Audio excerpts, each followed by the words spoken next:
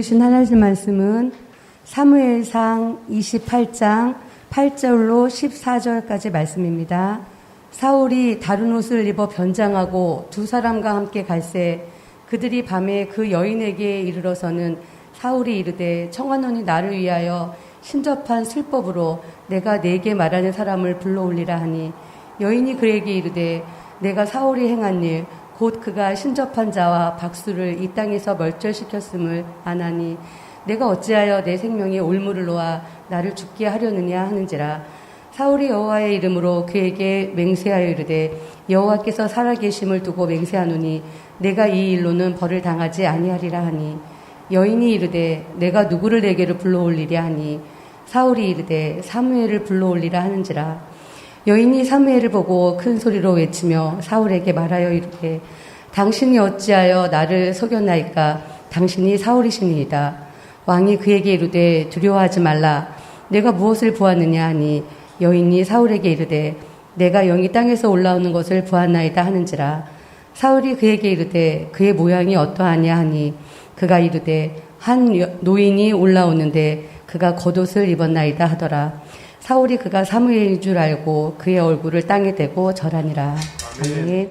오늘 본문은 흑암과 악령의 세계를 다스리는 하나님의 주권과 또한 악령의 역사를 통해서도 주의 공의와 선한 뜻을 이루시는 주의 무한한 지혜를 보여줍니다.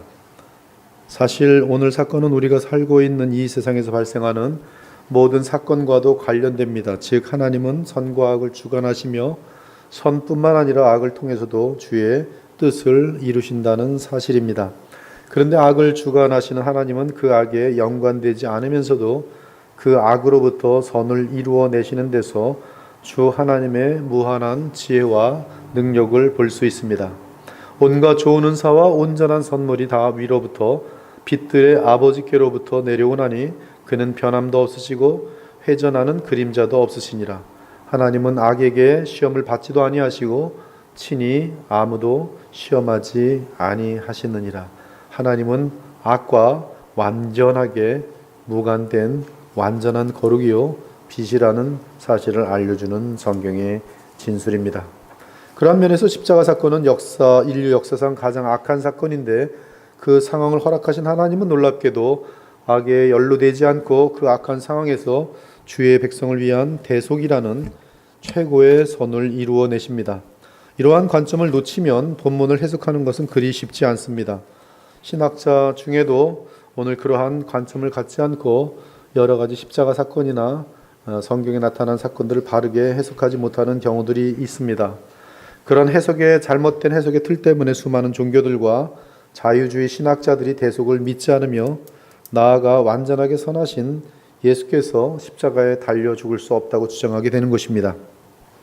유대인들 역시 그러한 틀 속에서 십자가에서 죄 없는 분이 죽는다면 그것은 하나님이 가장 악한 분이 되는 것이기에 그럴 수 없으며 심지어 의인이 죄인을 대신해서 죽는다는 것은 더더욱 무한한 불의가 된다고 믿기 때문에 십자가의 예수님을 결코 메시아로 인정하지 않습니다. 도리어 예수는 스스로 자칭 하나님의 아들이라고 주장함으로써 신성 모독의 죄를 지은 것이기 때문에 하나님의 공의로 심판을 받아 십자가에서 저주를 받고 죽었다는 것입니다. 그러므로 예수는 악인 중에 악인일 뿐이지 결코 메시아가 아니라고 주장하는 것입니다. 이슬람교 역시 십자가에 달린 사람은 가론 유다이지 예수가 아니라고 주장합니다. 그러나 어둠과 악령의 세계를 다스리시며 그 상황에서도 선을 이끌어내시는 하나님을 믿는다면 그러한 성경에 진술된 사건들에 대한 내용을 바르게 이해할 수 있습니다. 사랑하는 여러분, 일단 본문을 진술하고 있는 저자는 사무엘 이후 하나님께서 성령으로 붙드신 가장 진실한 선지자 중 하나로 여겨집니다. 물론 사무엘서의 상당 부분을 마지막 사사이며 선지자 시대의 첫 선지자인 사무엘이 썼을 것입니다. 하지만 오늘 본문 28장 3절의 내용은 사무엘의 죽음을 말하고 있으니 사무엘이 기록할 수 없는 내용입니다. 그렇다면 본문은 사무엘 이후 가장 신실한 선지자들이 주의 인도하심에 따라 기록하였을 것입니다. 아마도 나단 선지자 및 선지자 갓이 기록하였을지도 모르겠습니다. 제가 지금 말하고자 하는 바는 본문은 진실하고 정직한 주의 선지자가 기록한 것이기에 그 진실을 그대로 받아야 한다는 사실입니다. 우린 성경의 저자가 진술을 하면 그 진술이 평범한 뜻일진데 진실하게 믿어야 합니다. 만일 성경 저자가 그 신접한 여자가 그 영을 사무엘로 착각하고라고 말했다면 우리는 그 신접한 여자가 그 귀신을 사무엘로 착각했구나라고 알 수 있게 되지만 그런 내용이 없습니다. 다만 성경 저자는 15절 이하의 사무엘은 사무엘이라고 말합니다. 즉 사무엘의 영혼이죠. 이때 독자는 성경의 저자가 그 영이 사무엘이라고 진술하고 있기 때문에 이를 의심할 근거가 전혀 없습니다. 구체적으로 예를 들면 15절 이하에서 사무엘이 등장하는데 성경 저자는 사무엘이라고 진술하고 있습니다. 만일 그가 사무엘이 아니라면 반드시 성경 저자가 그 사실을 말했을 것입니다. 따라서 15절 이하의 사무엘은 사무엘의 영혼입니다. 하지만 성경을 해석하는 자들 중에는 15절 이하에 나오는 사무엘은 사무엘이 아니라 신접한 여인과 사울 왕이 사무엘로 착각하는 귀신이라는 것입니다. 상당히 완전히 반대된 해석이 나오게 되는 것이, 하나는 사무엘이다, 한쪽은 귀신이다. 사무엘을 가장한 귀신이다. 하지만 우리는 본문의 사무엘의 영이 확실하다는 것을 알 수 있는데요. 그것은 사무엘이 사울 앞에서 말한 예언이 정확하게 그 다음 날 사울에게 성취되었다는 사실입니다. 이는 사울에게 나타난 사무엘은 실제 선지자 사무엘로서 그의 직분인 선지자의 역할은 하나님의 말씀을 대언하는 것인데 그 역할을 감당한 것을 뜻합니다. 그리고 사무엘은 그 예언을 하나님의 뜻에 따라 예언하였기 때문에 미래를 알 수 있었고 미래는 그 예언대로 진행되었던 것입니다. 그 다음 날 시간까지 정확하게 진행된 것이, 이러한 능력은 마귀에게서 나올 수 없는 능력입니다. 마귀는 결단코 정확한 미래를 알 수가 없어요. 마귀가 하나님의 인류 역사에 주관하는 내용들을 알 수가 없는 것입니다. 그러므로 본문 19절은 그의 예언이 역사 속에서 그대로 시간까지도 완벽하게 성취되었다는 점에서 무슨 마귀일 수가 없다라는 결론이 나옵니다. 그렇다면 그 하나님의 참 선지자들의 의미는 전혀 없어지는 것이에요. 그들이 참말을 하고 있다는 그러한 예언의 성취에 대해서는 아무런 의미가 없게 되는 것입니다. 사무엘상 28장 19절에 보면 이 사무엘의 영이, 즉 사무엘이 여호와께서 이스라엘 너와 함께 블레셋 사람들의 손에 넘기시리니 내일 너와 네 아들들이 나와 함께 있으리라. 여호와께서 또 이스라엘 군대를 블레셋 사람들의 손에 넘기시리라. 즉 내일 너는 죽음의 세계로 들어올 것이다, 분명히 말씀하고 있습니다. 자, 우리는 일단 본문을 해석하기 전에 죽은 자의 영혼을 불러오는 초혼 현상에 대하여 성경적인 정의를 내릴 필요가 있습니다. 초혼은 죽은 자의 영혼을 불러온다라는 그런 뜻이에요. 초혼 현상이 무엇인가? 성경은 무당, 초혼 등을 가장 엄중하게 금지합니다. 그 이유는 그러한 현상은 악령들과 접신해야 나타나는 현상이기 때문입니다. 가짜가 있을 수는 있어요, 쇼를 하면서. 그러나 실제적으로 초혼 현상을 일으키는 것은 악령들을 접신함으로 나타나는 현상입니다. 하나님의 신접을 매우 악하고 더럽게 여기며 주의 백성 가운데서는 그런 일이 허용되지 않도록 율법으로 엄중하게 금하셨습니다.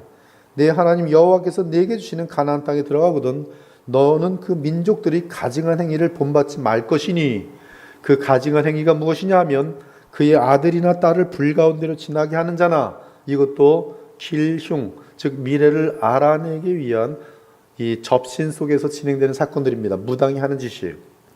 아들이나 딸을 불 가운데로 태워 죽이면서 그 연기의 방향이나 이런 것을 통해서 전쟁을 할지 말지를 알아내는 악령들을 도움을 받아서 하는 그러한 행위들이고요. 점쟁이나 길흉을 말하는 자나 요술을 하는 자나 무당이나 진언자나 신접자나 박수나 초혼자를 너희 가운데 용납하지 말라. 이런 일을 행하는 모든 자를 여호와께서 가증히 여기시나니 이러한 가증한 일로 말미암아 네 하나님 여호와께서 그들을 네 앞에서 쫓아내시느니라. 네가 쫓아낼 이 민족들은 기륭을 말하는 자나 점쟁이의 말을 듣거니와. 하나님을 모르는 어리석고 멸망을 향하는 자들은 그들의 말을 듣겠지만 내게는 네 하나님 여호와께서 이런 일을 용납하지 아니하시느니라. 너는 무당을 살려두지 말라. 너희는 신접한 자와 박수를 믿지 말며 그들을 추종하여 스스로 더럽히지 말라. 나는 너희 하나님 여호와니라. 남자나 여자가 접신하거나 박수 무당이 되거든 반드시 죽일지니 곧 돌로 그를 치라. 그들의 피가 자기들에게로 돌아가리라. 여기 보면 악령과 접신하여 악령의 힘으로 미래를 점쳐주거나 죽은 자의 혼을 부르는 등의 일을 하는 가증한 일들이 기록되어 있습니다. 그 일을 하는 자들은 점쟁이, 길흉을 말하는 자, 요술하는 자, 무당, 진언자, 신접자, 박수, 초혼자 등입니다. 이러한 일들은 한 사람에게, 한 무당에게 겹쳐서 나타나기도 해요. 다 이것저것 다 합니다. 초혼도 하고 점도 쳐주고 요술도 행하고 또 어떤 무당 같은 경우는 한 가지의 전문을 갖게 돼요. 이 세계도 또 전문성이 또 있어요. 그래서 초혼만 전문으로 하는 또 무당이 있는 것입니다. 일반적으로 악령의 세계와 인간을 연결시키는 사람을 무당이라고 부릅니다. 즉 무당은 귀신과 사람 사이의 중개자입니다. 무당은 악령과 접하기 위해 맨 처음에 진언을 합니다. 즉 주문을 외웁니다. 계속 반복적으로 똑같은 패턴 속에서의 리듬을 타는 주문을 외웁니다. 진언을 해요. 진언의 내용들이 많이 있는데 하여튼 그런 것들이 있어요. 수리수리 마수리 여러 가지 있어요. 별 주문들이 다 있더라고요. 진언들. 그러면서 여러 푸닥거리 짓들을 합니다. 이 푸닥거리 같은 것들은 이제 이 앞에 있는 사람들에게 혼을 빼는 그런 것들이죠. 북을 계속 친다거나 이상한 반복적인 그런 화려한 춤들을 하고 어떤 그런 것들이죠. 푸닥거리 합니다. 그러면 그 와중에 악령이 무당 안으로 들어옵니다. 이를 신접 또는 접신 또는 신들림이라고 합니다. 이때 악령은 무당이라는 사람을 매개체로 해서 어떤 죽은 자를 대신하여 그 사람 목소리로 말하기도 합니다. 또는 미래에 대해 점을 쳐주기도 합니다. 맞을 때도 있고 틀릴 때도 있어요. 우리가 아무나 미래를 점 쳐줄 수 있어요. 맞을 때도 있고 틀릴 때도 있어요. 전쟁을 싸웁니다. 이길 때도 있고 질 때도 있어요. 점쟁이는 아무렇게나 말합니다. 이길 거야. 근데 집니다. 그럴 수도 있어요.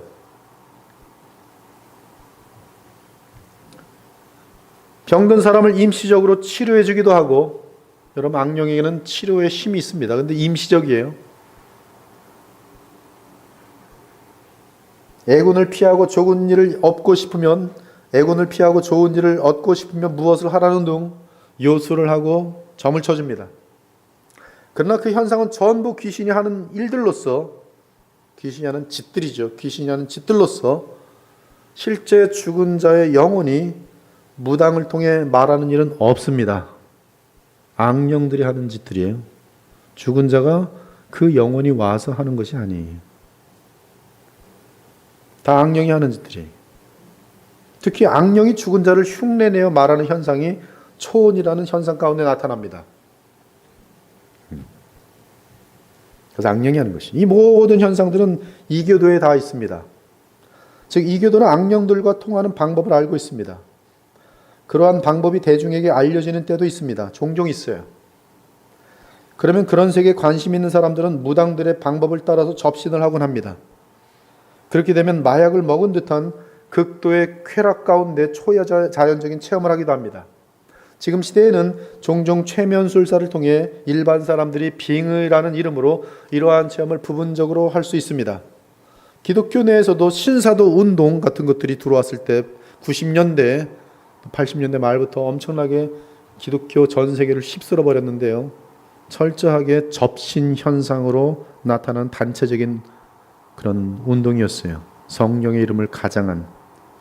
하지만 이는 대단히 위험한 일을 하고 있는 것입니다. 이 증상이 똑같아요. 접신 현상과 신사도 운동의 현상은 똑같습니다.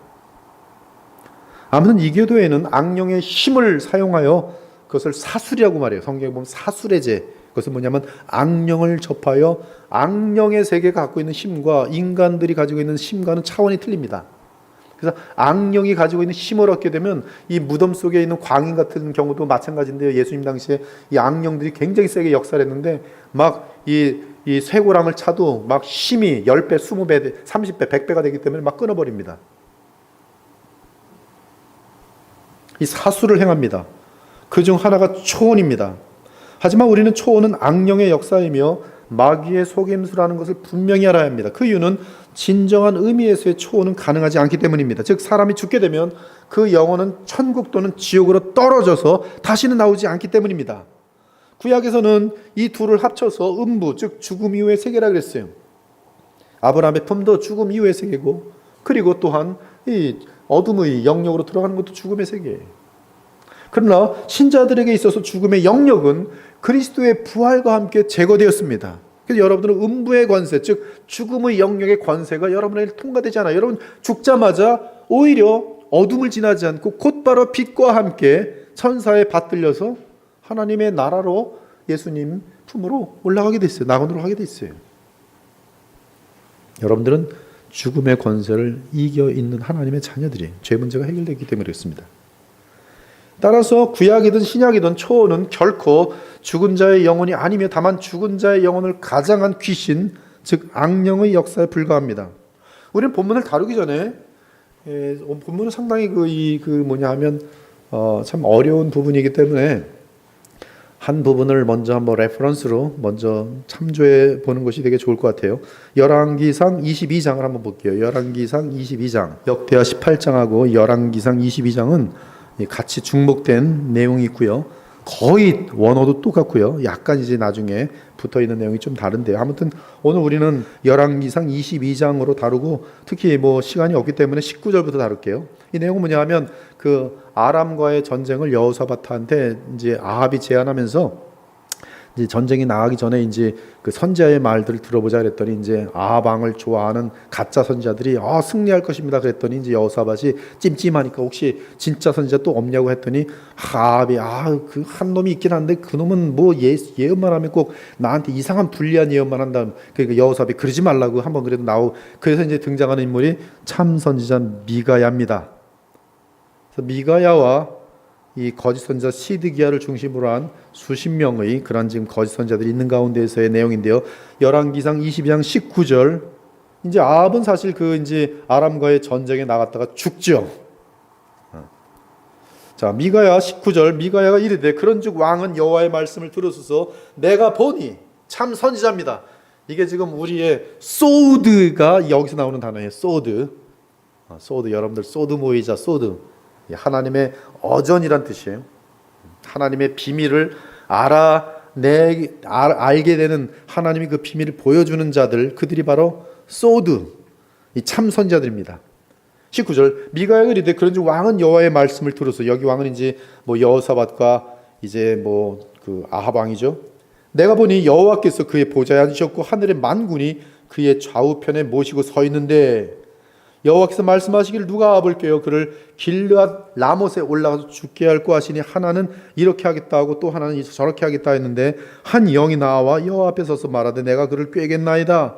여호와께서 그에게 이르시되 어떻게 하겠느냐. 이르되 내가 나가서 거짓말하는 영이 되어 그의 모든 선지자들의 입에 있겠나이다. 여호와께서 이르시되 너는 꾀겠고 또 이루리라. 나가서 그리하라 하셨은즉 이제 여호와께서 거짓말하는 영을 왕의 이 모든 선지자의 입에 넣으셨고, 지금 가짜 선지자들의 입에는 지금 누가 있는가? 거짓말하는 영들이 가득 차 있다는 것이. 그러나 여호와께서는 왕에 대하여 화를 말씀하셨나이다. 누구를 통하여? 나 미가야를 통하여. 그래서 그 23절엔 지금 나 미가야를 통해서는 화를 말씀하셨나이다. 이제 미가야 자신에 대해서는 지금 뺐어요. 그랬더니 이제 가짜 선지자의 이 대표인 시드기야, 그나 아나의 아들 시드기야가 가까이 와서 미가야의 뺨을 치며 이르되 여호와의 영이 나를 떠나 어디로 가서 네게 말씀하시더냐. 미가야가 이르되 네가 골방에 들어가서 숨는 그날에 보리라. 참 선지자가 있고요, 가짜 선지자들의 무리가 있어요. 거기서 이 아합 왕과 여호사밧은 지금 아람과의 전쟁을 어떻게 할지 결정하는데 다수가 예언해 주는 방향으로 갑니다. 여호사밧은 되게 찝찝했을 텐데 아합이 하도 주장하니까 가는데, 바로 이 사건은 하나님께서 아합을 죽이기로 한 사건이. 하나님의 뜻은 정해졌습니다. 주의 뜻은 아합 왕을 죽이는 거예요. 그분은 창조주시고 최고의 재판장으로서 불의를 행하는 이 아합 왕에게 대하여 공의를 이루시기 위해 죽이기로 하셨으니 주의 뜻에는 아무런 하자가 없습니다. 그런데 하나님은 악의 세계를 다스립니다. 20절을 보니 21절을 보니 한 영이 등장합니다. 그런데 그 영은 거짓말하는 영이 되어 거짓 선자의 마음 안에서 역사하겠다고 제안합니다. 거짓 선자의 마음 안에서 역사하는 영은 거짓 영입니다. 즉 악령들이에요. 그 정의상. 따라서 여기 한 영은 거짓의 영이며 악령입니다. 그런데 하나님은 그 악한 영의 역사를 허락하십니다. 하나님은 주의 뜻을 이루기 위해 악령과 어둠의 역사를 섭리 가운데 도구로 사용하십니다. 따라서 그 영이 들어간 거짓 선자들은 최고의 악한 일들을 말하며 행합니다. 이는 그들 안에 있는 영이 거짓 영이기 때문에 그래요. 이에 참 선지자가 미가야가 자기가 본 것을 정직하게 진술합니다. 이제 여호와께서 거짓말하는 영을 왕의 이 모든 선자 입에 넣으셨더라. 즉 어둠과 악령의 세계를 주관하신 하나님은 악한 영까지도 도구로 사용하셔서 주의 공의를 이루어내시는 거룩하고 무한한 지혜 하나님이신 것을 볼 수 있습니다. 이 내용은 동일하게 욥기에서 정확하게 다시 묘시됩니다. 욥기를 보면 사탄이, 악령들의 우두머리인 사탄이 욥을 놓고 하나님과 단판을 짓습니다. 하나님, 욥, 제가 하나님을 저주하도록 만들겠습니다. 하나님께서 자존심이 상하셨어요. 욥을 믿고 계시는 하나님께서. 그래? 안 그렇게 될 걸? 아닙니다. 저에게 이 사람의 재물과 돈을 다, 자녀들까지 다 빼앗아 갈 수 있는 권한만 주세요. 1장 11절 보니 사탄이 도전하며 말합니다. 이제 주의 손을 펴서 그의 모든 소유물을 치소서. 그리하면 틀림없이 주를 향하여 욕하지 않겠나이까. 즉 하나님을 저주하며 신앙을 버릴 것이라는 말씀이. 여호와께서 사탄에게 이르시되 내가 그의 모든 소유물을 다 네 손에 맡기노라. 다만 그의 몸에는 네 손을 대지 말라. 하나님께서 사탄에게 허용하세요. 그러나 주관하세요. 이때 하나님께서는 욥으로 하여금 영광스럽게 하시고 욥으로 하여금 이 사탄의 시험을 이기고 정금같이 나오게 하시고 그에게 영원한 복을 주시려는 선한 뜻 가운데에서 악한 영의 역사를 허락하시는데 주권적으로 제한하십니다. 반면에 사탄은 어찌하든 욥을 넘어뜨려서 하나님을 저주하게 만들고 믿음을 저버리게 하기 위해서 하나님께 도전하였고 이제 허락을 받았는데 욥의 재물을 다 건드릴 수 있는 허락을 받아요. 그래서 어떻게 해요?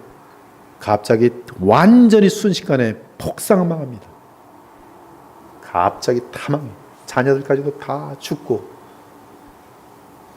얼마나 슬펐겠어요. 10명의 자녀들을 장사 지낼 때 순식간에 욥. 여러분, 욥이 당한 이 고통이란 것은 우리의 그 상상을 초월하는 어마어마한 고통이에요. 근데 욥이 적신으로 왔사오니 적신으로 죽게 가는 것이 합당합니다라고 범죄하지 않아요. 즉 사탄에게 그 뜻대로 되지 않아요. 사탄을 이깁니다. 하나님이 승리하신 거예요. 하나님은 너무나 영광을 받으시고 욥을 너무 사랑하십니다. 그러나 사탄이 아직도 포기하지 않았어요. 다시 하나님의 어전에 도전하여 들어옵니다. 어슬렁거리다가 와서 하나님의 어전에 들어와서 또 공격을 하는 거예요. 다시 하나님께 도전합니다. 이제 주의 손을 펴서 그의 뼈와 살을 치소서. 그리하시면 틀림없이 그가 주를 향하여 욕하리이다. 저주할 것입니다. 믿음을 저버릴 것입니다. 여호와께서 사탄에게 계시되 내가 그를 네 손에 맡기니라. 즉 네 마음대로 그의 건강이든 뭐든 네 마음대로 다 해. 다만 그의 생명을 건드리지 말라. 즉 욥을 죽일 수 없어요. 하나님께서 욥의 생명만은 보존해 두시고 사탄의 도전을 받아들인 하나님의 주권 가운데 사탄은 욥에게 하나님이 허락하신 데까지만 모든 공격을 할 수 있습니다. 그러나 생명은 건드릴 수 없어요. 이에 사탄이 여호와 앞에서 물러가서 욥을 공격하여 그의 발바닥에서 정수리까지 종기가 나게 한지라. 종기를 욥기의 묘사를 보면 진에게 뚝뚝 떨어지고요. 구더기들이 막 나오는 그런 어마어마한 말로 다 표현할 수 없는 징그럽고 냄새나고, 그래서 아내도 싫어하고 자녀들도 다 욕을 멀리 냄새 난다고 막 도망가고, 완전히 폭삭망한 데다가 완전히 건강까지 다 잃어버리는, 그러나 생명은 건드리지 못해요. 누가? 마귀가. 누가 허락했어요?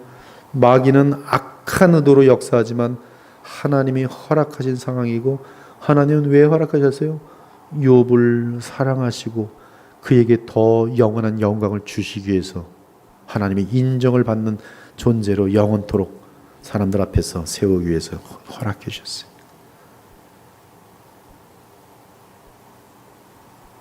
하나님의 주권이 있는데, 주권 속에서 사탄은 자기의 자발적인 악한 의도를 갖고 있지만 그 악 속에서 하나님은 선한 역사를 이끌어내시는 것이 너무나 신비한 하나님의 깊은 지혜. 예수님에 대한 시험도 마찬가지입니다. 시험, 예수께서 광야에서 시험을 받으시는데 성경은 어떻게 되어 있냐 하면, 이 마가복음은 성령이 곧 예수를 광야로 몰아내신지라고 되어 있는데요, 이 마태복음과 누가복음에 보면 예수께서 성령에게 이끌려 마귀에게 시험을 받으러, 즉 시험은 누가 하냐면 마귀가 해요. 근데 이 시험을 누가 허락했는가 하면 마귀가 예수를 시험하도록 하나님께서 허락하시고 성령께서 그 시험을 받도록 이끌어 가신다. 즉 하나님의 주권 가운데 마귀는 예수님을 시험하고 있어요. 허락된 걸. 그러나 하나님이 허락하심은 옛사람 아담이 실패한 것을 예수께서 이겨내심으로 말미암아 그에게 메시아가 될 자격을 주시고 우리의 죄를 대속할 자격을 주시기 위한 하나님의 어마어마한 뜻이 거기서 실현되는 순간이었어요. 즉 사탄의 악을, 사탄은 그것이 아니죠, 어떤 방법을 통해서든지 예수로 하여금 죄를 범하게 만들고 하나님을 의지하지 않도록 만드는 것이 사탄의 의도였지만, 예수께서는 그때마다 말씀으로 이겨내시고 그리고 떳떳이 하나님을, 백성들을 위한 그 사역의 자격자가 되는 것입니다. 심지어 바울의 경우는 사탄의 가시가 있었어요. 굉장히 정확한 표현으로 말합니다. 사탄의 가시. 즉 바울에게는 사탄이 그를 넘어뜨리려고 의도하고 그를 괴롭히는 고통스러운 약점이 있었습니다. 바울이 믿음을 놓치면 그냥 자격지심으로 무너질 수밖에 없는 약점이었어요. 말과 관련된 부분일 가능성이 많고요. 하여튼 그것 때문에 보면은 갈라디아서에도 보면 사람들이 이 바울의 약점 때문에 굉장히 좀 바울도 곤란해하고 막 그런 내용들이 많이 이곳저곳에 나옵니다. 성경 전체에서. 이 바울의 약점은, 만약에 바울이 주님을 놓치기만 하면 인간적인 생각 속에서 이 마귀의 유혹을, 사탄의 사자거든요. 이 가시 때문에 그냥 곧바로 아무것도, 나 같은 존재가 무슨 복음을 전해. 나 같은 존재가 사람들에게 냄새나 풍기면서 그건 뭔지 모르겠어요. 뭐 별 의견들이 많으니까. 근데 즉 사탄이 그것을 틈타서 바울을 얼마든지 무너뜨릴 수 있는 그러한 것이라는 것이죠. 이 사탄의 가시가. 그래서 이 바울이 너무나 그것이 싫고 고통스러워서 이것이 떠나가기 위하여 내가 3번 주께 간구하였더니 나에게 이르시기를 내 은혜가 내게 족하도다. 이는 내 능력이 약한 데서 온전하여짐이라 하신지라. 그러므로 도리어 내가 크게 기뻐함으로 나의 여러 약한 것들에 대하여 자랑하니 이는 그리스도의 능력이 내게 머물려 하려 함이라. 이 내용은 대단히 신비합니다. 사탄이 달라붙어서 우리에게 막 엄청난 가시의 역할을 하고 나의 약점들이 되게 하고, 사람들이 볼 때 약점들이에요. 부끄러운 일들인데 그것을 하나님께서는 허락해 둔다는 거예요. 마귀가 역사하도록 사단의 사자인 가시를 하나님은 치우지 않으세요. 3번 기도해도. 그런데 놀라운 것은 하나님은 우리가 볼 때는 믿음으로 보지 않으면 하나님께 욕이 나오는 상황일 텐데, 하나님은 그 상황이야말로 그리스도의 능력이 나타나는 상황이고, 그 상황이야말로 바울이 한없이 겸손한 가운데 주의 도구로 쓰임받을 수 있는 그러한 상태라는 것이, 이건 대단히 놀라운 얘기예요. 그 상태 자체가 마귀와 하나님의 주권 가운데 하나님 마귀를 허락하셨는데 가시를 허락하셨는데 이 가시는 사탄의 사자인데 하나님의 뜻은 네가 그럴수록 그 연약함 가운데서 마귀가 막 충동질하는 그런 상황 가운데서 나를 바라보기만 한다면 오히려 이 상황은 계속적인 마귀를 향한 승리가 되면서 하나님의 생명이 다른 사람들에게 막 흘러넘치면서 하나님 나라가 굳건하게 서나가게 될 것을 알려주고 있어요. 와, 어마어마한 내용입니다. 여러분들. 이러한 관점을 가지면 여러분들의 삶에 불운한 일들이 올 때도 끄떡하잖아요.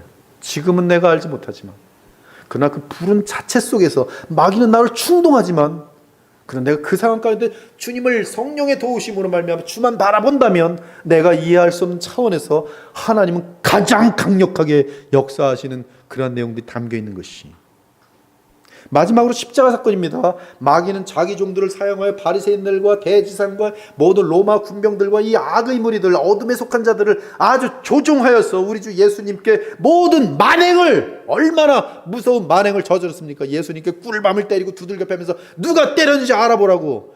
이거는 정말로 사람을 인격적인 존재로 인정하지 않고 그냥 저기 그냥 뭐 정말 그냥 거의 배설물처럼 여기는 그런 그림들이 이루 말할 수 없는 조롱과 멸시를 다 당하시는 예수님, 그런 만행을 저지르고 그리고 마지막에는 죄 하나 없는 예수님을 십자가에 못 박습니다. 그러나 하나님은 그 사건을 어떻게 만들어 놓으시냐면 의도하신 것인데요, 성령이 충만한 베드로가 십자가 사건을 설명합니다. 그가 하나님께서 정하신 뜻대로 미리 아신 대로 내준 바 되었거늘, 즉 십자가 사건은 하나님의 계획에 따라 하나님의 뜻에 따라 진행되는 것인데, 이때 십자가에 달라붙어서 그 일을 이루는 데 있어서 도구된 자들이 뭐냐면 악령들과 악인들과 세상 정권들이 내준 바 되었거늘 너희가 법 없는 자들의 손을 빌려 못 박아 죽였으나 그런즉 이스라엘 온 집은 확실히 할지니 너희가 십자가에 못 박은 이 예수를 하나님이 주와 그리스도가 되게 하셨느니라. 어마어마. 즉 마귀의 만행은 도리어 마귀의 뜻과는 정반대로 하나님의 도구로 사용되어 인류 역사 가운데 가장 큰 은혜와 선을 이루는 바탕이 되어 버린 것이, 이처럼 하나님은 주의 선하신 뜻을 이뤄내시기 위해 악을 도구로 사용하심이 뚜렷합니다. 그럼에도 하나님은 악에 무관하시며 도리어 그 악에는 악한 악령들과 악인들만이 관여될 뿐이에요. 이에 하나님은 그 악을 사용하신 다음에 심판하실 수 있고 반드시 심판하십니다. 구약은 그렇게 돼 있어요. 하나님 백성들이 주님과 연합하기를 거절하고 우상들을 섬기면 주님께서는 이들을 사랑한 나머지 불신자들을 사용하셔서 막대기로 때려요. 그래서 아수르가 때리고 미디안이 때리고 뭐 블레셋이 때리고, 그래서 이들이 회개하고 주님께 돌아오면 니들이 왜 감히 내 자녀를 때렸어? 이들을 다 진멸하세요. 공의예요, 다 공의. 그러나 이 모든 하나님의 그 내용은 뭐냐면 자기 백성들에 대한 한없는 사랑이. 이제 본문으로 돌아와서 엔돌의 무당은 평생 무당 일을 해왔고 그 일에 대해서는 통일 이스라엘 전체에서 최고로 인정받는 무당이었습니다. 그런데 블레셋 사람들이 이스라엘과 싸우려고 수넴에 모여 진을 쳤어요. 이에 온 이스라엘이 길보아에 진을 쳤습니다. 그런데 사울이 블레셋 군대를 보니 너무 어마어마하게 커서 두려워 떨게 됩니다. 완전히 패닉 상태라고 되어 있어요. 영어 번역에는. 이에 사울이 여호와께 어떻게 해야 할지 선지자나 우림을 통해 묻지만 아무런 응답이 없습니다. 그런데 15절을 보세요. 오늘 본문 15절. 사울은 아무런 응답이 없자 엔돌을 찾아갑니다. 엔돌의 무당을 찾아가요. 근데 여기서 뭘 얘기를 하냐면 15절 보니 하나님은 나를 떠나서 다시는 선자로도 꿈으로도 내게 대답하지 아니하시기로 내가 행할 일을 알아보려고 당신을 불러 올렸나이다. 지금 여기 보면 사무엘에게 말하는데 하나님은 나를 떠났다라고 얘기하고 있어요. 이 하나님이 이 사울 왕을 떠난 지는 굉장히 오래됐어요. 이 첫 번째로 떠났을 때는 지금 자기가 급하게 제사를 드려버린 그런 때에 이미 하나님께서는 떠날 준비를 하려고 또 떠났다고 말씀하고, 그다음 특별히 아말렉과의 전쟁 속에서 아말렉을 진멸할 수 있는 기회를 주시며 승리를 허락해 주셨어요. 그러나 사울 왕은 하나님이 아말렉을 진멸하라 그랬는데요, 진멸하지 않고 좋은 것들은 다 챙깁니다. 다 챙겨요. 그리고 아각 왕까지도, 아말렉 왕 아각도 죽이질 않아요. 그래서 하멜이 물어봅니다. 도대체 왜 순종하지 않았으면? 나 다 완전하게 순종했다고. 나 잘 순종했다고. 저쪽에서 동물 소리가 음메 나는 거예요. 저것들은 뭡니까? 저것들은 내가 하나님께 예배를 드리려고 최고의 것들을 잘 모아놓은 것이라고. 거짓말해요. 거짓말해요. 또 예배라는 단어를 그렇게 씁니다. 위선을 행합니다. 그리고 보면 또 기념비를 행하러 다니기도 하고요. 그 다음에 이 사람들 앞에서 체면을 살려야 되니까, 오늘 정말 이제 사무엘이 막 떠나려고 하니까 붙잡으면서, 떠나시더라도 내가 망하든 말든 상관없으니까 오늘 체면 좀 살려주세요. 예배에 좀 같이 좀 드려주세요. 이것이 사울이에요. 즉 하나님을 향한 존경과 사랑이 전혀 없어요. 처음부터 보면은. 나중에 보면 이제 이 다윗에 대해서 얼마나 질투가 큰지 다윗을 죽이려고 이제 노골적으로 마음을 정합니다. 다윗은 그것을 알고 이제 장인어르신이 내가 보이기만 하면 반드시 죽이는구나 알고 도망다니는데, 도망다니다가 너무 배고파서 이 높당에서 이 아히멜렉이 대제사장으로 있는 곳에 들어가서 거기서 얘기하잖아요. 이제 골리앗 칼도 가져가고, 또 이제 뭐 먹을 거 없습니까? 그랬더니 이게 이제 성소에서 제사 지낼 때 쓰던 병들이 있는데, 떡들이 있는데 이제 바꿀 때가 돼서 이제 바꾸니까 남습니다. 그러면 그 다윗이 몇 사람 데리고 있겠지만 한 뭐 5명이든 10명 나랑 주세요. 그래서 그걸 먹는데, 그때 누가 있냐면 그 에돔 사람 도액이 있어요. 그 자리에서 봅니다. 나중에 이제 이 사무엘이 그 사울 왕이 막 화를 냅니다. 누가 말이야 이 다윗이 도망가는데 나에게 정보를 하나 주는 사람 없고, 막 그러면서 니들이 그럴 수 있느냐, 니들이 뭐 다윗을 그렇게 챙겨봤자 뭐 재산이나 얻을 수 있을 줄 알았냐, 내가 나를 다 돌보주고 나를 도와줘야지. 그러면서 이제 장관들하고 자기 주변의 사람들에게 막 선포하고 있는데, 그때 도액이 거기 있다가 사울왕 저 뭐 얘기할 게 있어요. 뭐야? 저기 아히멜렉 선지자가 아히멜렉 대제사장이 거기 다윗이 왔을 때 골리앗 칼도 주고 거기 먹을 것을 다 줬다고. 그랬더니 그 놈이 나를 배신하는 놈이구나 하면서 그 높당에 가서 아히멜렉을 죽입니다. 근데 아히멜렉만 죽이는 게 아니라 제사장들 84명, 도합 85명을 죽여요. 아무런 죄가 없는 그들을. 얼마나 악한 님, 85명을 죽여버려요.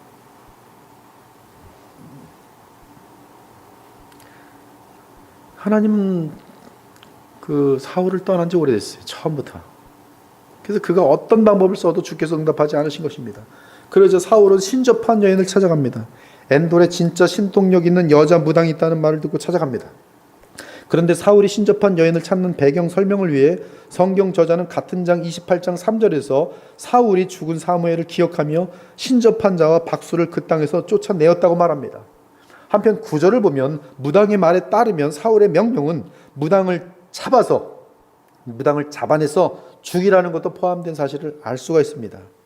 따라서 사울은 자기가 신접한 자를 쫓아내려고 명령을 내려놓고는 신접한 여인을 찾아가려고 하니 모순이 되지요. 그러니까 평민으로 변장을 합니다. 사울이 이제 평민으로 변장을 하고 2명을 데려가는데 그 2명도 평민으로 변장시키고 데려갑니다. 그리고 무당을 찾아가서 부탁합니다. 8절을 다 같이 보세요. 나를 위하여 무슨 방법? 신접한 술법으로. 정확히 나옵니다. 신접한 술법으로.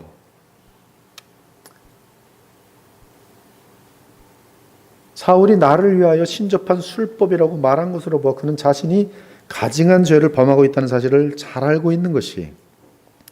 그러자 무당은 그런 일을 하면 나는 지금 사울 왕의 명령에 따라 이 땅에서 죽는다고 말합니다. 9절에 그래서 9절에 보면 이 땅에서 멸절시킨다고. 근데 이런 일을 하면 나는 곧바로 거기에 걸려서 죽게 됩니다. 그러자 사울은 여호와의 이름으로 맹세하여 말합니다. 10절에 신접한 술법을 사용하도록 조장하면서 내가 여호와의 이름으로 너를 용서할 테니까 해. 어마어마한 가증함의 극치죠.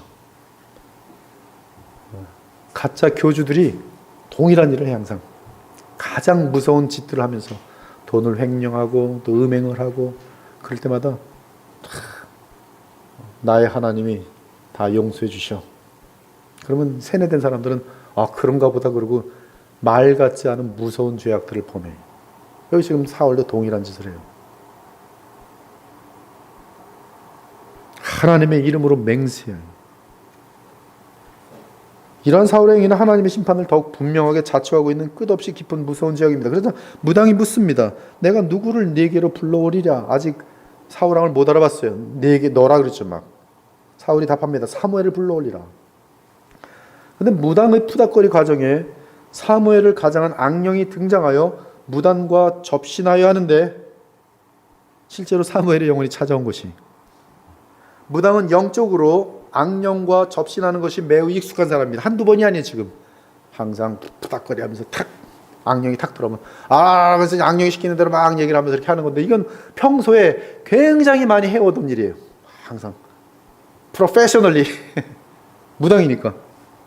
근데 자기는 상상할 수 없는 일이 갑자기 발생한 것이, 그래서 까무러칠 듯이 기절 자빠질 정도로 놀랍니다. 왜냐하면 악령이 아니라 죽은 자의 영이 온 것이, 이 세상에 올 수 없는 존재가 와버린 것이, 사무엘이 온 것이, 이러한 경험은 하나님의 역사가 아니라면 있을 수 없는 일입니다. 한편 무당은 사무엘이 나타날 때 악령이 아닌 하나님의 선자의 영혼이기에 그것을 신이라고 표현했어요. 지금 이제 무당할 때 막 악령이 나타나는 것들이 이것들 악령이 나타났구나 하면서 막 그걸 하는데, 지금 이 사무엘이 등장할 때는 그 영을 보는데요. 물론 이제 이 무당의 악령과 접하는 그런 신통력을 가지고 영의 세계를 딱 보는데, 사무엘에 대해서 딱 볼 때 뭘 느끼냐면 엘로힘이라고 되어 있어요. 원어에. 엘로힘 뭔지 아십니까? 하나님이 하나님. 즉 영광의 영, 다르게 말하면 하나님과 관련한 영이 나타났다 이 뜻이, 악령들이 아니라. 그러므로 그 무당은 자기가 본 어떤 형상에 대해 장엄함을 뜻하는, 자기가 지금 인생 평생 동안에 보지 못했던 엘로힘의 영, 그것이 나타나므로 극한 두려움에 빠지게 됩니다. 그리고 지금 그 영의 세계를, 즉 어떻게 영혼을 봅니까? 우리 누구도 못 보잖아요. 과학으로도 못 보고 못 봅니다. 그러나 이 지금 악령의 세계에 눈을 빌려서 보는 자들은 이제 거기서 보는데, 그 세계 속에 지금 들어가서 이 무당이 탁 보는데, 방금 전까지는 일반인 줄 알았던 그 사람이 누구예요? 사울 왕인 거예요. 곧바로 압니다. 그래서 사울 왕이네.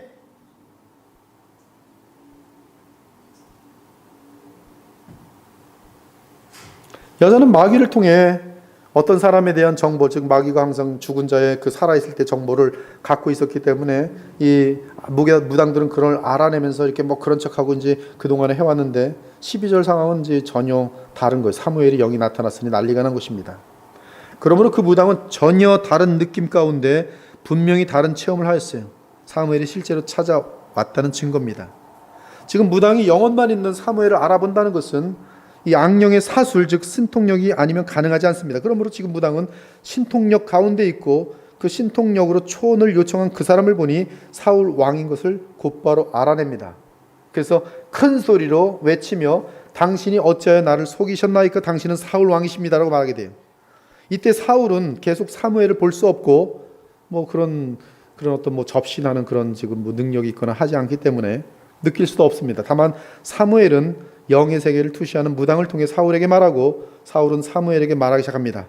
이는 하나님께서 친히 어둠의 세계를 다스리고 있기 때문에 가능했어요. 그리고 이제 하나님께서는 사울 왕이 그 영을 알아볼 수 있도록 묘사해 줍니다. 그 묘사는 보니까 사무엘이 이 땅에서 활동할 당시에 옷과 그리고 그러한 뭐 수염이나 이런 겉모습을 묘사해 줘요. 사무엘이 나타나서 사울에게 말한 내용은 5가지입니다. 5가지예요. 여호와께서 너를 떠나 내 대적이 되셨다. 이것은 사무엘이 이 땅에 살아 있을 때 사울에게 한 얘기들이에요. 그러나 죽은 사무엘이 다시 와서 사울 왕에게 동일한 얘기를 해요. 여호와께서 너를 떠나 내 대적이 되셨다. 둘째는 여호와께서 나를 통하여 말씀하신 대로 나라를 내 손에서 떼어 다윗에게 주셨다. 진실만 얘기하죠. 셋째는 네가 여호와의 목소리를 순종하지 아니하고 아말렉 왕을 살려주었으니 오늘 여호와께서 나를 네게 보내셨다. 지금 너는 그때부터 시작해서 평생 하나님을 대적하며 살았는데 오늘 하나님께서 너를 정죄하는 심판의 메시지를 보내기 위해 나를 보내셨다. 그것이 바로 오늘이다. 정확히 얘기합니다. 내가 온 것은 너를 심판의 메시지를 선포하기 위해 왔다. 넷째는 여호와께서 이스라엘 너와 함께 블레셋 사람들의 손에 넘기시리니 내일 너와 네 아들들이 죽게 될 것이다.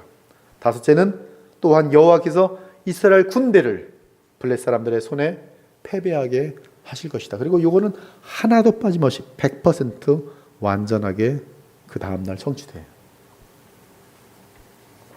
그러므로 사무엘로부터 예언을 들은 사울왕은 이것은 너무나 구체적이고 너무나 확실한 예언이기 때문에 조금도 의심할 수 없습니다.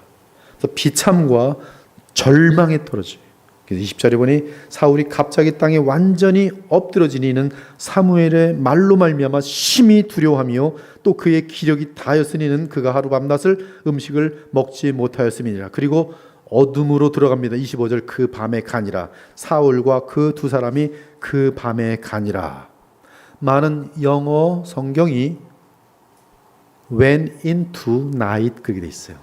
밤으로 들어간다. 또는 어떤 성경은 went into darkness라고 돼 있어요.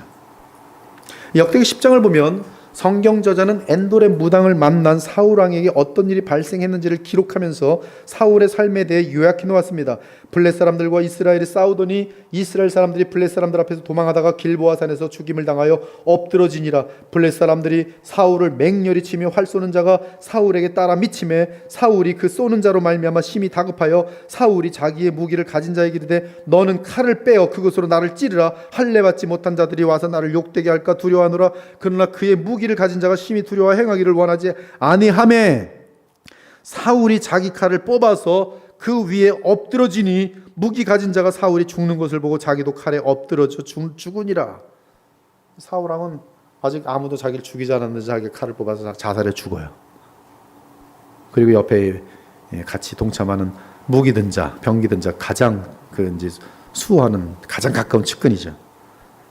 13절 역대상 10장 13절 사울이 죽은 것은 여호와께 범죄하였기 때문이라. 그가 여호와의 말씀을 지키지 아니하고 또 신접한 자에게 가르치기를 청하고 여호와께 묻지 아니하였으므로 여호와께서 그를 죽이셨도라. 오늘 제가 느끼기에는 마지막 순간까지도 회개하면 살리셨을지도 모르는 그런 뉘앙스를 좀 느끼긴 해요. 끝까지 사울은 하나님을 의지하지 않고 하나님의 도움만 필요한 거예요. 전쟁에서 이기는 것만 필요해요. 우리 엔돌의 무당을 만난 그 밤에 어둠으로 들어간 사울이 자살로 삶을 마치는 비극을 봅니다. 그런데 신약에서도 사울 왕과 비슷한 표현과 및 결과 같은 사람이 있는데 바로 가롯 유다예요. 유다가 예수께서 성찬을 하시고 떡을 떼어주시는데 그 조각을 받고 곧 나가니 밤이러라. 근데 많은 영어 성경이 또한 동일하게 사울과 굉장히 똑같이 번역이 되어 있어요. Went into the night 또는 went into darkness로 되어 있어요. 밤으로 들어가니라. 그때 예수를 판 유다가 그의 정죄됨을 보고 스스로 뉘우쳐 그 은 30을 대제사장들과 장로들에게 도로 갖다 주며 예수가 십자가에 못 박혀 죽은 것을 보고 그날 밤에 유다는 자신이 받은 돈 30을 은 30을 대장들과 장로들에게 도로 갖다 주며 이르되 내가 무지한 피를 팔고 죄를 범하였다도 하니 이 악한 대장들과 장로들이 뭐라 그래요? 내게 우리와 무슨 상관이냐? 네가 당하라. 유다가 은을 성수에 던져놓고 물러가서 스스로 목매어 죽은지라. 이 사람이 불의의 삭수로 밭을 사고 후에 몸이 곤두박질하여 배가 터져 창자가 다 흘러나온지라. 이 일이 예루살렘에 사는 모든 사람에게 알려져 그들의 말로는 그 밭을 아겔 다마라 하니는 피밭이라는 뜻이라. 사울이든 가롯 유다든 동일한 특징은 오랜 기간 동안 완고하게 죄책의 양심을 거슬러 계속 죄를 범하였다는 점입니다. 따라서 결국 하나님이 그들의 마음에서 느낄 수 없게 되고 어려움이 찾아올 때 믿음을 버리는 모습을 나타냅니다. 심지어 하나님의 원수편의 섬으로 하나님을 대항하는 자리에 섭니다. 사울은 악령을 의지하고 믿고 의지하는 자리로 나갔고 가룟 유다는 마귀에 들려 예수님을 바리새인들에게 팔아먹는 자리에 섭니다. 아무튼 사울 왕은 끝까지 회개하지 않으면서 도리어 여러 방법으로 하나님을 만나고자 합니다. 그러나 회개 없이는 하나님은 죄의 상태에 거하는 사람을 만나 주시지 않습니다. 이것이 비참이요, 이로 인해 그는 거짓인 자로 드러나면서 지옥으로 떨어지게 된 것이. 이러한 사울 왕의 상태에 대해 사무엘은 말합니다. 오늘 본문에 사무엘이 말합니다. 사무엘이 되 여호와께서 너를 떠나 내 대적이 되셨거늘 네가 어찌하여 내게 묻느냐. 그는 사무엘과 다윗과 동행하신 주 하나님을 수십 년 동안 겪어오면서 회개는커녕 질투와 교만과 미움으로 더욱 강팍하여졌기에 어려운 일이 찾아오고 죽음 앞에 서게 되었습니다. 그럼에도 죄를 회개하기보다는 그러한 불행한 자리에서만 빠져나올 수 있기를 바라고 하나님을 찾았습니다. 이는 그는 하나님 그분을 찾은 것이 아니라 단지 하나님의 도움을 찾았을 뿐이. 그러나 하나님의 도움을 얻지 못하자 그는 하나님이 가증하게 여기시며 금하신 접신의 방법까지 사용하여 사무엘의 도움, 사실은 접신하는 사술이라고 얘기하기 때문에 악령의 도움을 받고자 했으니 가증하고 사악한 존재였던 것이. 이에 하나님은 사울이 의지하는 악령의 세계까지 다스려서 그를 멸하시려는 주의 뜻을 사무엘의 입을 통해 알려주셨어요. 이는 어둠을 주관하실 뿐만 아니라 공의로 심판하시는 하나님의 주권이 나타나는 순간이에요. 사무엘을 보면 어릴 때부터 이 엘리 제사장에 대해서 심판을 알려줘요. 여호와께서 부르시잖아요. 사무엘아, 사무엘아. 엘리에게 하려고 하죠. 다 안 불렀어. 사무엘, 사무엘. 엘리 왜 불렸어요? 안 불렀어. 사무엘, 사무엘. 안 불렀어요. 또 한 번 더. 야, 이제는 한번 제가 듣겠나이다. 하나님께 한번 대답해보라. 이제 사무엘이 기대. 사무엘은 네, 주여요. 하나님께.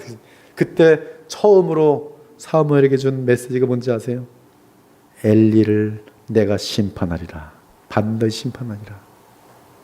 심판에 대한 내용은 이미 누가 얘기했고요. 홈리와 비나스가 같은 날에 죽을 것이다. 근데 거기에 대한 확증을 사무엘을 통해서 해요. 그리고 평생 그는 하나님의 말씀만 대언하며 살아옵니다. 근데 그는 죽는 그날까지도 그 역할을 충분히 충실하게 하더니 죽은 이후에도 다시 나타나서 엘리와 그 이상으로 더 악한 사울 왕에게 너는 반드시 하나님의 대적이기에 망하리라. 그리고 이 사건은 하나님의 완전한 어둠을 주관하시는 하나님의 역사 가운데 진행되고 있는 것이. 악령은 악령대로 일을 하는 것이요, 엔돌의 무당은 무당짓을 하고 있는 것이요. 그러나 그 가운데서도 하나님은 자기 종을 보내셔서 자기의 뜻을 이루고 계신 것이. 어마어마한 내용이에요. 오늘 이 내용은 너무 깊고 너무나 완전한 내용.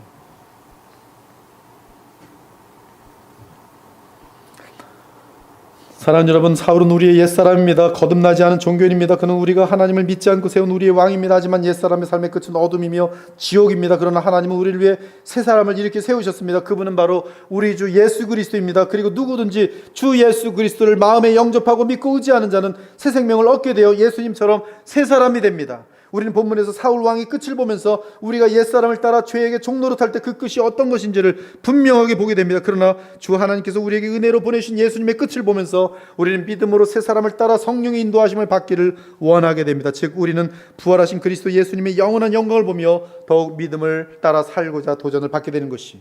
사랑하는 여러분, 우리 주 예수 그리스도의 십자가의 달림과 그분의 부활은 최고 강하고 높은 모든 악령들, 그리고 악령들의 왕 사탄을 완전하게 패배시킨 가장 뚜렷한 증거입니다. 그 증거는 부활과 우리 주 예수 그리스도의 왕되심과 만유의 주되심이 우리를 거스르고 불리하게 하는 법조문으로 쓴 증서를 지우시고 제하여 버리사 십자가에 못 박으시고 통치자들과 권세들을 무력하여 드러내어 구경거리로 삼으시고 십자가로 그들을 이기셨느니라.